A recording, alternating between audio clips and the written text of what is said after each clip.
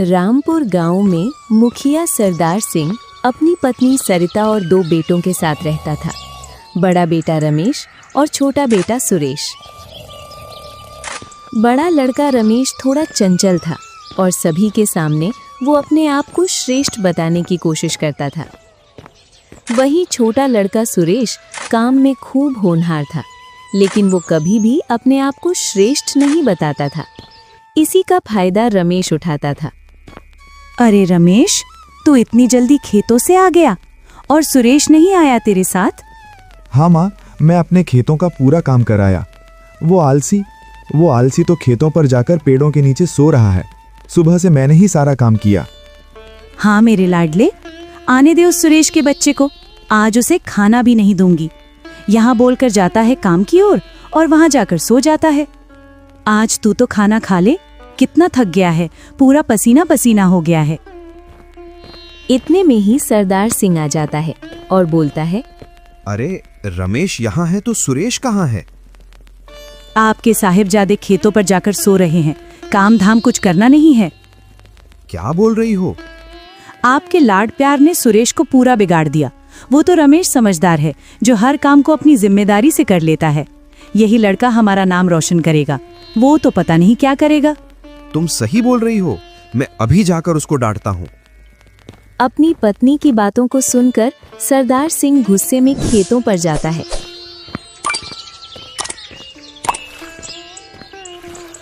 आधे रास्ते में ही पहुंचता है, उधर से आता हुआ सुरेश दिखता है।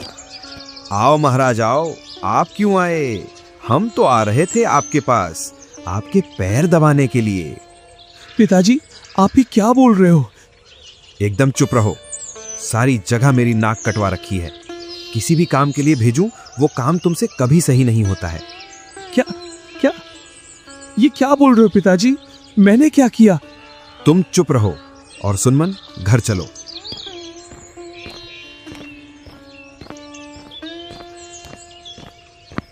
दोनों घर पहुंच जाते हैं। सुरेश अपनी माँ से बोलता है, माँ, जल्दी से खाना लगा दो, आज तो बहुत थक गया हूँ। मैंने पूरे खेत की सफाई की और भैया तो थोड़ी सी सफाई करा के आ गए थे। अरे कितना झूठ बोल रहा है, कभी तो सही बोल लिया कर। रमेश ने पूरा काम किया और तू उसके काम की आड़ ले रहा है। माँ और पिताजी, तुम दोनों मेरी बात को मानती क्यों नहीं हो? मैं भी तो काम करता हूँ। सरदार सिंह गुस्से में बोलता है, तुम्हारे आलसपन और झूठ की वजह से हर जगह हमें अपमानित होना पड़ता है। तुमसे कितनी बार बोला है तुम सही समय पर काम पूरा किया करो। अगर तुमने अपनी आदत नहीं सुधारी तो तुम्हें मैं अपने घर से बाहर निकाल दूंगा। अपने पिता की बातें सुरेश के दिल में एक चोट की तरह उतर गईं और वो सोच में पड़ गया। इतना काम करने के बाद भी मुझे डांट पड़ती है। रसोई में कुछ खाना रखा है, जा खा लेना।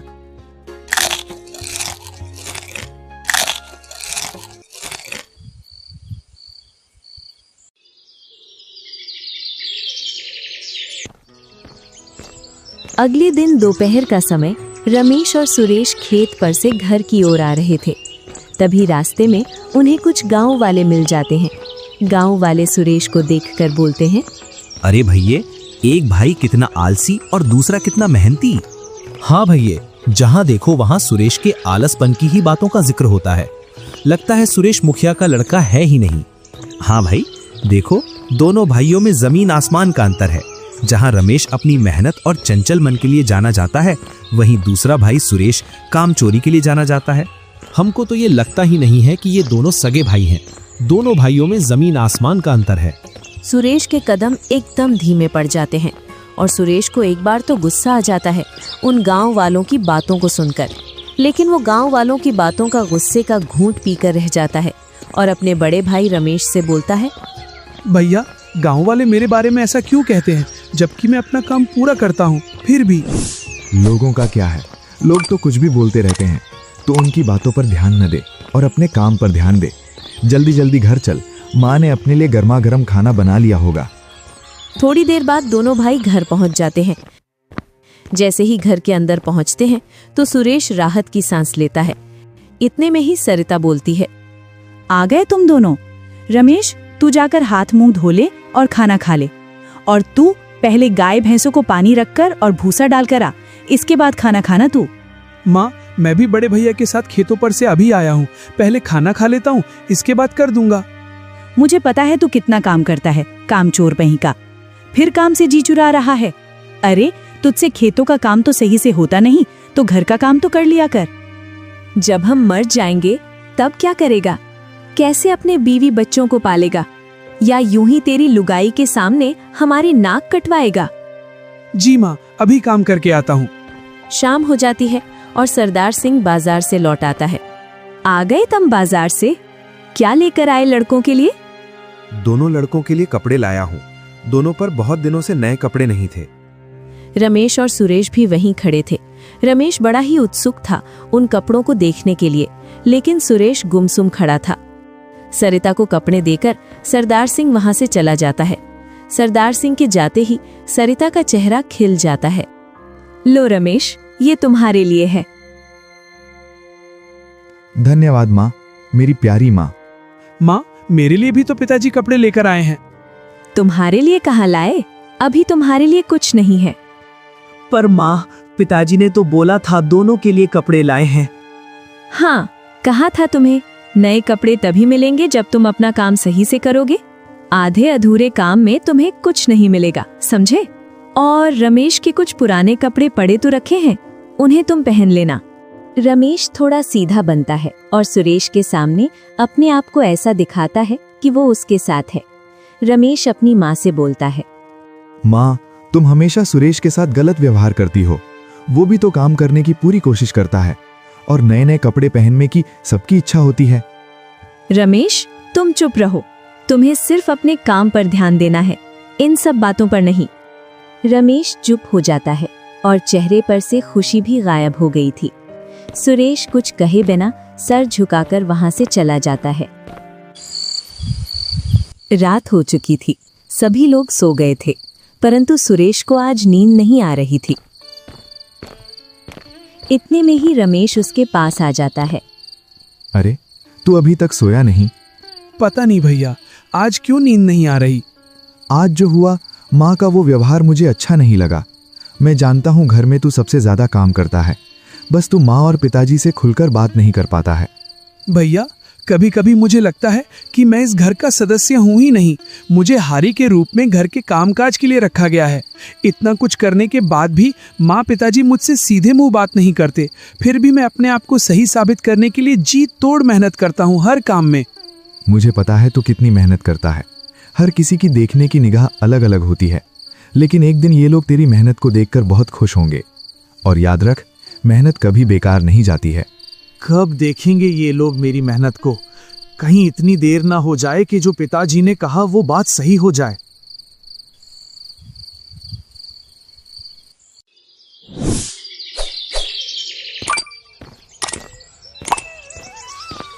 सुरेश खेतों में इतना काम करता था, फिर भी उसके मन में एक डर था।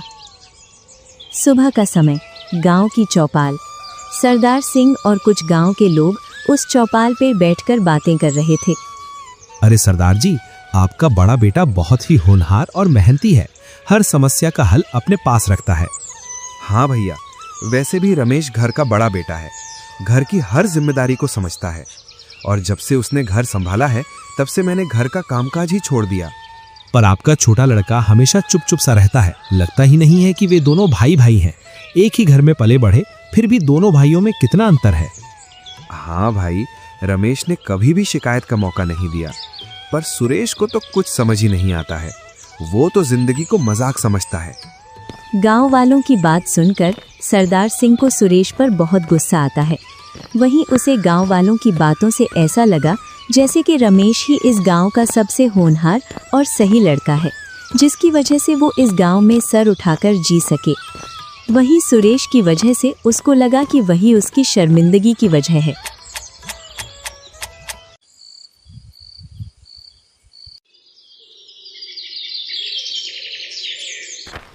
कुछ दिन गुजर जाते हैं, फसल पकने को आ जाती है। बहुत दिनों से सुरेश को डांट नहीं पड़ी। पिताजी के मुंह से कुछ तो करना पड़ेगा, नहीं तो ये घर का अच्छा बेटा बन जाएगा।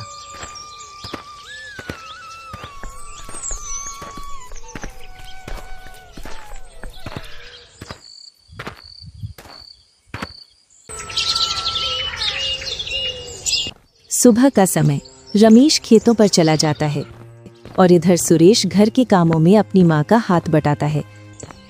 रमेश जैसे ही खेतों पर पहुंचता है तो उसकी आंखें फटी की फटी रह जाती हैं। वो देखता है उनकी खेतों की सारी फसल बर्बाद हो गई है।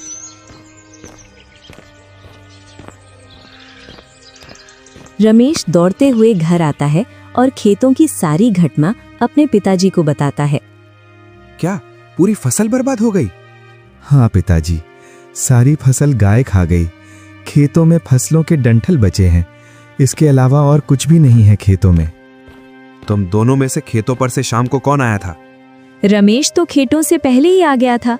शाम को तो सुरेश ही आया था। क्यों रे? पहले तो हम गांव वालों के ही ताने सुनते थे, पर अब तुमने हद कर दी, सारी फसल ही बर्बाद कर दी। नहीं पिताजी, ये मैंने नहीं किया। फिर किसने किया? जब खेतों पर से सबसे आखिरी में तुम आए हो तो तुम्हें ध्यान रखना था कि खेतों के आसपास कोई जानवर तो नहीं है। आज तो तुमने खेतों में जानवरों को घुसाया है, कल को तो तुम घर में चोरी करवा दोगे। नहीं पिताजी, मैं जानवरों को नहीं देख पाया। अगली बार से ऐसा नहीं होगा। क्या नहीं होगा? तुमको कितने दिनों से समझाया जा रहा था कि अपना ध्यान सिर्फ काम पर रखो, ना कि पालतू चीजों पर। कल को कुछ भी हो सकता है तुम्हारी वजह से। मैं इस नुकसान को तो सह सकता हूं, पर आने वाले नुकसान को नहीं सह पाऊंगा। इसलिए आज से तुम्हारे लिए इस घर में कोई जगह नहीं है। निकल जाओ मेरे घर में से। इतना सुनकर सुरेश, रमेश और सरिता के पैरों तले से जमीन खिसक जाती है। सुरेश दौड़ता हुआ अपनी माँ से बोलता है, माँ, तुम तो बोलो पिताजी से कुछ, ये मैंने नहीं किया। सरिता अपना मुंह मोड़ लेती है। इससे सुरेश समझ जाता है कि अब इस घर में उसके लिए कोई जगह नहीं है। वो अपनी आंखों में आंसू लिए घर से बाहर निकल जाता है और मन ही मन सोचता है, हे भगवान, ऐसी किस्मत क्यों लिखी जो मुझे अपने परिवार से ही दूर कर दिया। इससे अच्छा तो मैंने जन्म ही नहीं होता इस धरती पर। चलते चलते सुरेश को शाम हो जाती है और वो घर से बहुत दूर पहुंच जाता है। चलते चलते वो एक जंगल में पहुंच जाता है। थोड़ा और चलता है तो उसको एक बूढ़ा आदमी दिखाई देता है जो थका हारा एक पेड़ के नीचे बैठा था। क्यों ना मैं इस बाबा से पूछूं, कहीं आज रुकने का ठिकाना मिल जाए। बाबा, कुछ रुकने का ठिकाना मिलेगा क्या आज रात के लिए? अगर चाहो तो मैं आपका काम कर दूंगा, जिससे आज रात का गुजारा हो जाए मेरा। अरे बेटा, तुम इस सुनसान जंगल के पास क्या कर रहे हो? इतना सुनकर सुरेश पूरी घटना उस बूढ़े आदमी को सुनाता है कि किस प्रकार उसके घर वालों ने उसे घर से बाहर निकाला। अरे बेटा, तेरी कहानी मेरी कहानी से मिलती जुलती है। मेरे भी बेटा बहू ने मुझे घर से बाहर निकाल दिया। कुछ समय से यहीं रह रहा हूँ इस जंगल के पास, और इस खेत के टुकड़े में थोड़ी फसल कर लेता हूँ, जिससे मेरा गुजारा हो जाता है। चल, तू आया है तो रुक जा मेरे पास। अब रात होने वाली भी है। अब कहाँ जाएगा इस घने जंगल में? चल, झोपड़ी पर चलते हैं। दोनों झोपड़ी की ओर चल देते हैं। दोनों झोपड़ी के पास पहुंच जाते हैं। यही है मेरी झोपड़ी। इस छोटी सी झोपड़ी में रह लोगे ना बेटा? क्यों नहीं बाबा, रह लूंगा। चलो, तुम जल्दी से हाथ मुंह धो लो, फिर खाना खाएंगे। इतना सुनकर सुरेश अपने मन में सोचता है, आज तक किसी ने इतने प्यार से खाने के लिए नहीं बुलाया। मुझे लगता है मेरी जिंदगी में अब सुकून आ गया है। पर माता पिता और भैया के बिना कैसा सुकून। अब मैं घर लौटकर भी नहीं जा सकता हूँ। रात का समय। इधर रमेश घर के बाहर खड़ा था और उसकी नजर बार बार रास्ते की ओर जा रही थी। उसे हर पल लगता मानो सामने से सुरेश आ रहा हो। इतने में सरिता घर से बाहर निकल आती है। माँ, पता नहीं सुरेश कहाँ होगा। पिताजी ने फसल के चक्कर में उसे घर से बाहर निकाल दिया। माँ, क्या सुरेश अब घर नहीं आएगा? क्या आपको उसकी याद नहीं आती है? जिस लड़के की वजह से मेरा इतना नुकसान हुआ हो और जिसे घर की परवाह ना हो, उस लड़के की याद क्यों आए मुझे? पर माँ, वो भी तो तुम्हारा लड़का है। गलती एक बार होती है, पर जो बार बार करे उसे संभाला नहीं जा सकता।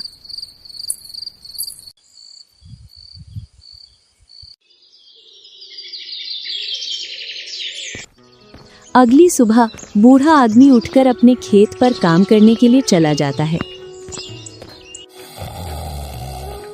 इधर सुरेश उठकर देखता है तो झोपड़ी में उसे कोई नहीं दिखाई देता है। अरे बाबा कहाँ गए? जरूर खेतों पर ही गए होंगे। और सुरेश भी खेतों की ओर चल देता है। वो पहुंचकर देखता है कि बूढ़ा आदमी कांपते हुए हाथों से खेत को खोद रहा था। इतने में सुरेश बोलता है, लाओ दादा, ये खुदारी मुझे दे दो, मैं खोदता हूँ खेत को। अरे बेटा रहने दो, तुम क्यों परेशान होते हो? मैं कर लूंगा, तुम तो इस पेड़ की छांव में बैठ जाओ। आपका आराम करने का समय है और मैं आपसे काम करवाऊंगा। बूढ़े आदमी को पेड़ की छांव में बिठाकर सुरेश खेत खोदने लग जाता है। बेटा दोपहर हो गई है और पूरा खेत भी खुद गया है। चलो झोपड़ी में चलकर कुछ खाना बनाकर खा ले। दोनों झोपड़ी की ओर चल देते हैं। इसी प्रकार बहुत समय गुजर जाता है। एक दिन राज्य में राजा के मंत्री द्वारा कुछ ऐलान हो रहा था। सुनो सुनो गांव वासियों, महाराज ने एक प्रतियोगिता रखी है जिसमें जो भी व्यक्ति जीतेगा उसे बहुत सारा धन मिलेगा। जो कोई भी उम्मीदवार है वो कल राज्य दरबार में पहुंच जाए। सरदार भी वहीं था, मंत्री की बातों को सुन रहा था। अरे वाह, ये तो बढ़िया प्रतियोगिता है। इसको तो रमेश चुटकियों में जीत जाएगा। सरदार घर जाकर रमेश को पूरी बात बताता है, जिससे रमेश इस प्रतियोगिता के लिए राजी हो जाता है। इधर बूढ़े आदमी को भी इस बात का पता चल जाता है कि राज्य में राजा द्वारा एक प्रतियोगिता रखी जा रही है।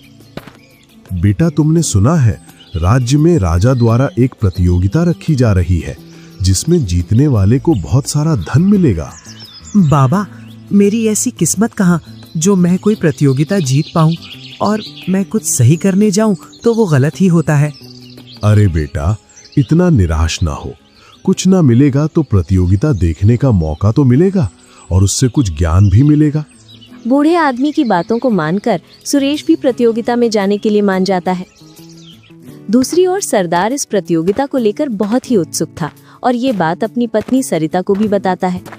क्या तुम्हें पता है भाग्यवान, आज गांव में राजा द्वारा एक बड़ी प्रतियोगिता का ऐलान कराया गया है जिसमें जीतने वाले को बहुत सारा धन मिलेगा।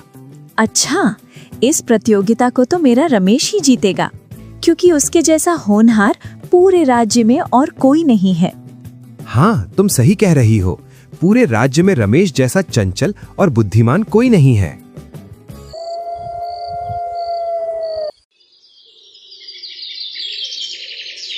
दूसरा दिन, राज्य दरबार, राजा और मंत्री। तो मंत्री जी, जो काम हमने आपको सौंपा था वो हो गया है ना?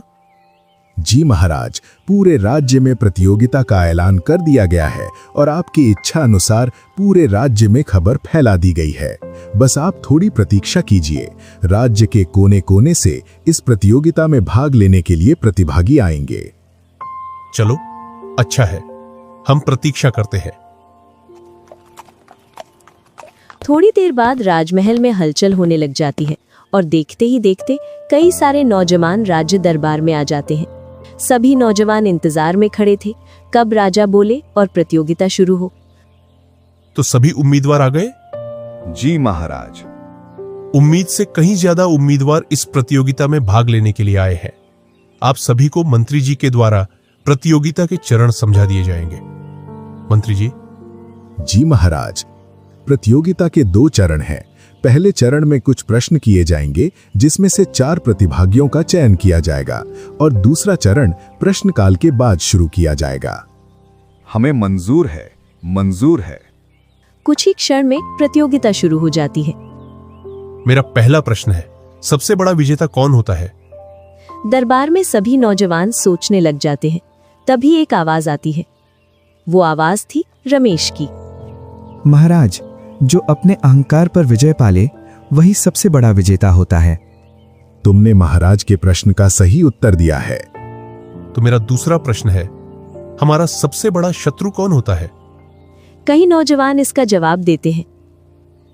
भूख, डर, दुश्मन। सुरेश थोड़ी हिम्मत करके बोलता है।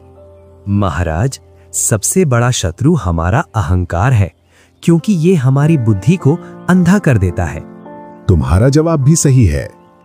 ऐसा कौन है जिसने इसका सही जवाब दे दिया? ये पनौती यहाँ भी आ गया, ये यहाँ भी मेरी नाक कटवाएगा। इसी प्रकार कुछ और सवाल जवाब हुए और 2 लोगों का चयन किया गया। जैसा कि आपको पहले बताया गया था, उसी क्रम में हमारे 4 प्रतिभागियों का चयन हो गया है। अब प्रतियोगिता का दूसरा चरण, इसको पूरा करने के लिए राजकुमारी जी आएंगी। राजकुमारी जी को बुलाया जाए। राजकुमारी आती है, उनके साथ में 2 दासियां भी आती हैं। एक दासी पर एक थाल था जिसमें कुछ रखा था। राजकुमारी, इन सभी प्रतिभागियों को एक एक टहनी दे दी जाए और इन सभी को अगले चरण की शर्त समझा दी जाए। दासी चारों लोगों को एक एक गुलाब का तना दे देती है। आपके पास ये जो गुलाब का तना है वो बहुत ही कीमती तना है। जो भी इस तने को सच्चे मन से गमले में लगाएगा उसके तने में ही फूल खिलेगा। जिसके तने में सबसे सुंदर फूल खिलेगा वही इस प्रतियोगिता का विजेता होगा। सभी एक बार शर्त सुनकर अचंभित हो जाते हैं। चलो तो मिलते हैं 3 दिन बाद। कौन इस प्रतियोगिता का विजेता बनेगा वो भी तीसरे दिन ही पता चलेगा। सभी लोग महल से बाहर निकल जाते हैं। जैसे ही महल से बाहर निकलते हैं तो सरदार सुरेश के पास पहुंच जाता है और बोलता है, पनौती कहीं का, यहाँ भी हमारा पीछा नहीं छोड़ रहा है। ये प्रतियोगिता तो रमेश ही जीतेगा, तू तो यहाँ मेरी नाक कटवाने आया है। सुरेश गर्दन झुकाए सरदार की सारी बातें सुन रहा था। और सुन, इस राज्य दरबार में ये मत बताना कि तू मेरा लड़का है, वरना यहाँ भी तू मेरी बेइज्जती करवा देगा। जी पिताजी। दोनों बाप बेटा अपने अपने रास्ते निकल जाते हैं। सुरेश झोपड़ी में पहुंचकर एक गमले में उस गुलाब के तने को लगा देता है। बाबा, क्या इसमें फूल निकलेगा? मुझे तो नहीं लगता बेटा कि बिना कली के 3 दिनों में इसमें फूल खिलेगा। हम तो अपनी सच्चाई पर रहें, जो होगा वो अच्छे के लिए होगा। इसके अनुसार तो हम प्रतियोगिता हार जाएंगे। किसको हराना है, किसको जिताना है, ये सब उसके हाथ में है। हम कुछ नहीं कर सकते। जो हमारा कर्म था वो हमने कर दिया, फल जो मिलना है वो मिलकर ही रहेगा। इधर रमेश भी उस गुलाब के तने को गमले में लगा देता है। सच्चे मन से लगाया है तूने। ये प्रतियोगिता तू ही जीतेगा मेरे बच्चे। हाँ पिताजी, मैं इसकी दिन रात देखभाल करूंगा, जिससे इसमें 3 दिनों के अंदर फूल निकल आएगा। इसी प्रकार उस गुलाब के तने को देखते देखते एक दिन निकल जाता है। दूसरा दिन भी निकल जाता है, लेकिन उस तने में कोई परिवर्तन नहीं हुआ। जैसा था वैसा ही है। बाबा, कुछ भी परिवर्तन नहीं दिख रहा है इस तने में। तो लगता है हम ये प्रतियोगिता हार गए। इधर सरदार सिंह, दिन से रात हो गई, देखते देखते 2 दिन गुजर गए, लेकिन इसमें कोई परिवर्तन नहीं हुआ। क्यों ना इस बगीचे में से एक गुलाब का फूल वाला तना तोड़कर इस गमले में लगा दूं, जिससे कल मेरा रमेश इस प्रतियोगिता का विजेता होगा। क्योंकि सभी के गुलाब के तने खाली होंगे और मेरे लड़के के गमले में गुलाब का फूल होगा। सरदार सिंह गुलाब के तने की फेरबदल करके सो जाता है।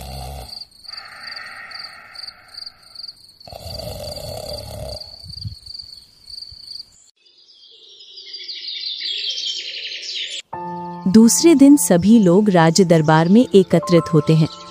सुरेश देखता है 3 लोगों के गुलाब के तने में फूल निकल रहे हैं, पर सुरेश का गुलाब का तना जैसा 3 दिन पहले था वैसा ही आज है। इधर सरदार मन ही मन में, आ गया खाली तना लेकर। सबसे बड़ा गुलाब का फूल रमेश के गुलाब में है। अब तो रमेश ही विजेता है इस प्रतियोगिता का। सुरेश के पास जाकर बोलता है, अरे तेरे तने में तो फूल निकला ही नहीं, चला जा, नहीं तो यहां भी मेरी नाक कटवाएगा। तो बताओ, किस किस के तने से फूल निकला है? महाराज, इधर देखिए, मेरे लड़के के गमले में सबसे शानदार फूल निकला है। इसे देखकर पता चलता है कि मेरे लड़के ने इस फूल के लिए कितनी मेहनत की है। हाँ महाराज, मेरे लड़के जैसा इस राज्य में कोई होनहार नहीं है। इसके जैसे गुण और किसी में नहीं है। ये फूल भी रमेश की मेहनत का ही फल है। तभी राजकुमारी बोलती है, अरे तुम्हारे तने में से कोई फूल नहीं निकला? नहीं राजकुमारी जी, तुम सब झूठे और लालची हो, इस प्रतियोगिता के लायक ही नहीं हो। दरबार में उपस्थित सभी लोग चौंक जाते हैं। सब एक दूसरे की तरफ देखते हैं। इधर सरदार, सरिता और रमेश का मुंह उतर जाता है, क्योंकि जो तने आपको दिए गए थे वो सभी तने खराब थे, जिनमें कभी भी फूल नहीं निकल सकते थे, और आपके तनों में बढ़िया बढ़िया फूल खिलाए। तो बताओ, खराब तनों में कैसे फूल निकल सकते हैं? तुम सभी धन के लालच में इतने लालची हो गए कि तुम भूल गए ये परीक्षा तुम्हारी सच्चाई और ईमानदारी की थी। और सुरेश ही वही नौजवान है जिसने अपनी ईमानदारी और सच्चाई दिखाई, और इस प्रतियोगिता का विजेता भी सुरेश है। महाराज, आपसे बिना पूछे मैं एक गुस्ताखी करना चाहती हूँ। ऐसा क्या है राजकुमारी, तुम गुस्ताखी कह रही हो? मैं सुरेश जी से विवाह करना चाहती हूँ और इन्हें मैं राज्य का राजकुमार बनाना चाहती हूँ, क्योंकि इन्हें न धन का लोभ है और न ही इनकी ईमानदारी का इन्हें अहंकार। ऐसा ही वर चाहती थी मैं, जो सदा सच्चाई पर चले। राजकुमारी, तुमने तो हमारे मुंह की बात छीन ली। यही हम आपसे पूछना चाहते थे।